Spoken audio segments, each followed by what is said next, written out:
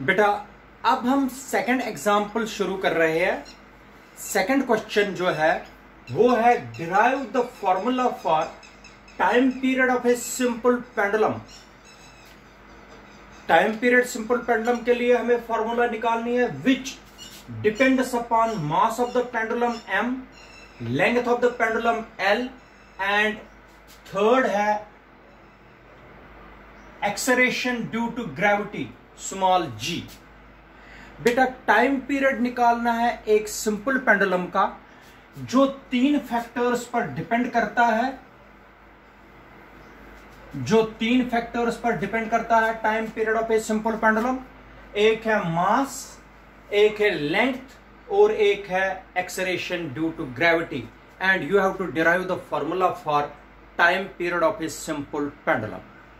Clear बेटा? तो आपको पता है time period of a simple pendulum depends upon three factors. First factor है मास, सेकंड है लेंथ एंड थर्ड है, शाबाश बेटा, acceleration due to gravity.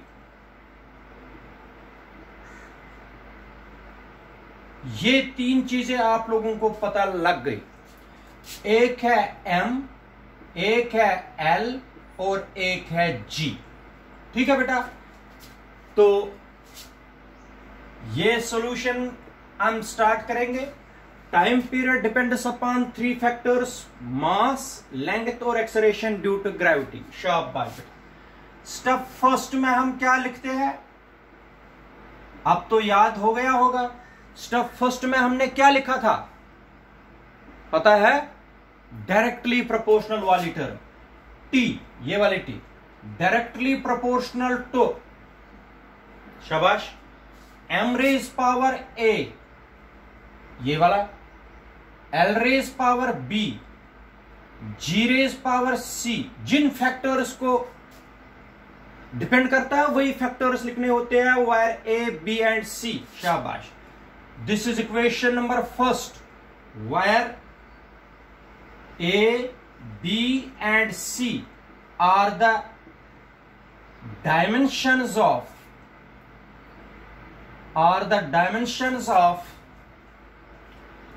M, L and G।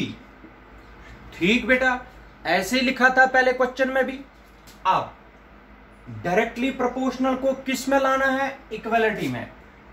T is equal to K, m raise power a, l raise power b, g raise power c। This is equation number second. इसको box में भी रख सकते हैं ऐसे। Wire k जो है बेटा, ये वाला k, it is dimensionless constant है। इसके कोई भी डायमेंशंस नहीं होते। ठीक? डायमेंशनलेस कांस्टेंट है बेटा ये k। अब स्टेप सेकंड है। स्टेप सेकंड में हमें सबके डायमेंशंस लेने हैं। Taking dimensions of all the quantities, taking dimensions of all the quantities. सुन रहे हो बेटा? Taking dimensions of all the quantities involved. जो भी डायमेंशंस हैं वो इसमें यूज करने हैं। टाइम पीरियड का डायमेंशनल फॉर्मूला हो गया m0 l0 t1 time period. ठीक है बेटा? पढ़ा है हमने। मास की डायमेंशनल फॉर्मूला हो गई m raise power 1 raise power a अपना है इसमें। लेंथ हो गया l1 रेज पावर a। ठीक है? ठीक है बेटा? और एक और चीज है एक्सेलरेशन ड्यू टू ग्रेविटी। तो एक्सेलरेशन नहीं है, हो गया l1 t-2।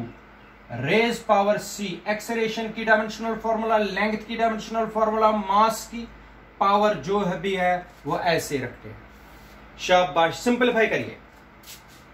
हो गया m raise power a, l raise power a, नहीं l रेज पावर b है बेटा, b है, तो l raise power c, t raise power -2 into c। ठीक, फिर से आगे बेसिस क्या है इन दो के, सेम, पावर क्या हो जाएंगे l। शाबाश, क्या आएगा m raise power a, l raise power a plus c, क्योंकि basis same, t raise power -2c, और इधर से क्या है बेटा m0 l0 t -1। ये ऐसे रखेंगे बॉक्स में। ठीक है बेटा, ये हो गया step number 2 complete. Step number 3 में कौन सा प्रिंसिपल हम लगाते हैं? शाबाश, याद है, प्रिंसिपल ऑफ होमोजेनिटी। कौन सा प्रिंसिपल? Principle of homogeneity. शाबाश। स्टेप 3, यहां पर मैं स्टेप 3 बता रहा हूं। स्टेप 3, शाबाश, पेपर में भी ऐसे ही क्वेश्चन करना है आप लोगों को। Using principle of homogeneity, using principle of homogeneity, homogeneity का प्रिंसिपल लगा दीजिए यहां पर। क्लियर बेटा? शाबाश। यहां से क्या है a, m का पावर क्या है a, m का पावर क्या है 0। जब इक्वेशन बराबर होगा तो पावर भी क्या है प्रिंसिपल ऑफ होमोजेनिटी के हिसाब से a is equal to 0। This is equation number 3। ये a is equal to 0, a plus c is again 0, मगर t का पावर बेटा यहां पर 1 है। अच्छा, a plus c is equal to 0, a plus c is equal to 0। This is equation number 4। ठीक है बेटा, अब कौन से रह गया टाइम का? -2c is equal to 1, -2c is equal to 1, c is equal to -1/2। ये आ गया बेटा इक्वेशन नंबर 5। क्लियर बेटा?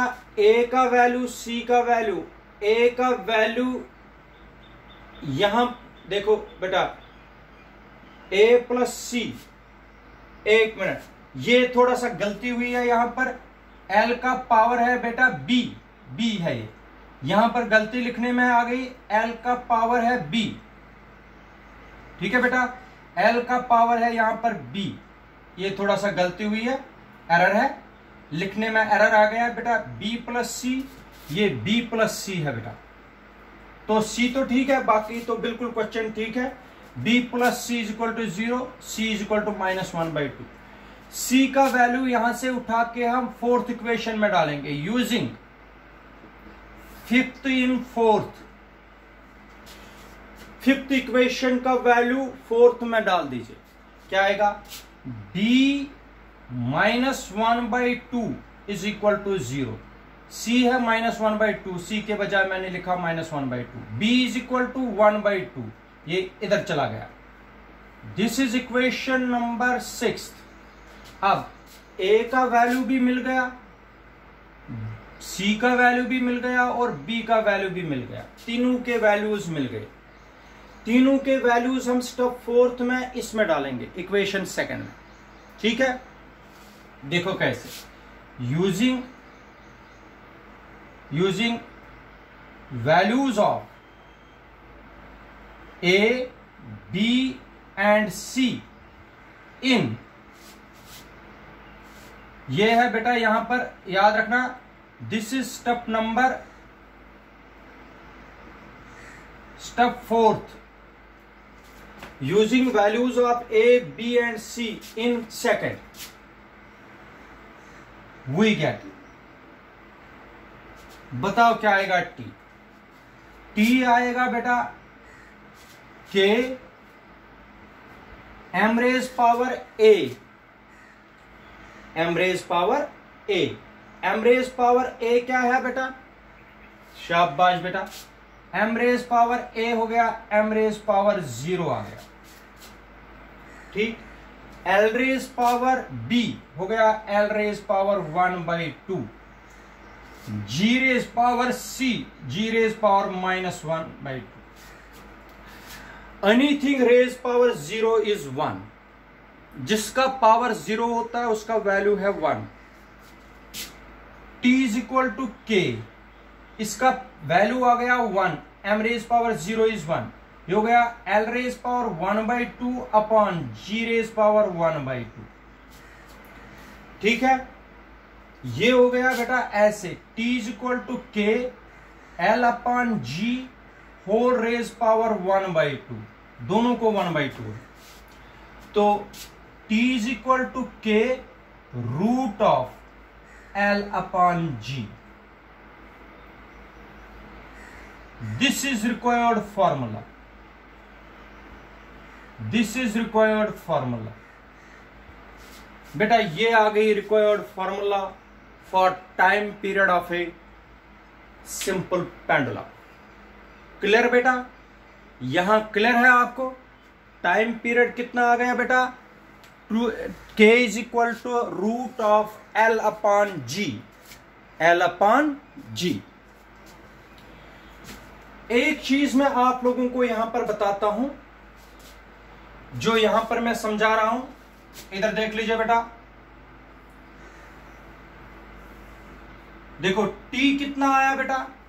k root of L upon g, मगर time period of a simple pendulum होता है t is equal to 2 root of L upon g. देखो बेटा k का वैल्यू जो है ना डायमेंशनल एनालिसिस से नहीं निकाल पाते हैं, ये नोट है, ये नोट है। k का वैल्यू हम डायमेंशनल एनालिसिस से नहीं निकाल पाते हैं, इसलिए आप लोग लिख सकते हो यहां पर from other experiments, from other experiments k is equal to 2 हम k का वैल्यू दूसरे एक्सपेरिमेंट से निकाल के कितना लेते हैं? 2 इसलिए t is equal to 2 root of L upon g आता है। लेकिन k का वैल्यू डायमेंशनल एनालिसिस से नहीं निकाल पाते हैं। आप लोग यहां तक भी करोगे तो क्लियर क्वेश्चन, बिल्कुल एग्जैक्टली ठीक है क्वेश्चन। लेकिन अगर आप लोग ये लिख सकते हो from other experiment the value of k is found to be 2 तो t कितना आया? 2 रूट ऑफ LG, क्योंकि k का वैल्यू जो है डायमेंशनल एनालिसिस से हम नहीं निकाल पाते, यह दूसरे एक्सपेरिमेंट से किया जाता है। इसलिए आप लोग लिख सकते हो the value of k can be found by from other experiments which is equal to 2 इसलिए टाइम पीरियड आता है 2 L अपॉन जी। क्लियर बेटा, ये हो गया एग्जाम्पल नंबर 2। इसी की तरह आप लोगों को मैं प्रैक्टिस के लिए मैं आप लोगों को व्हाट्सएप ग्रुप में एक क्वेश्चन भेज दूंगा, वो आप लोगों को यही 4 स्टेप करके यूज करके आप लोगों को डिराइव फार्मूला करनी है।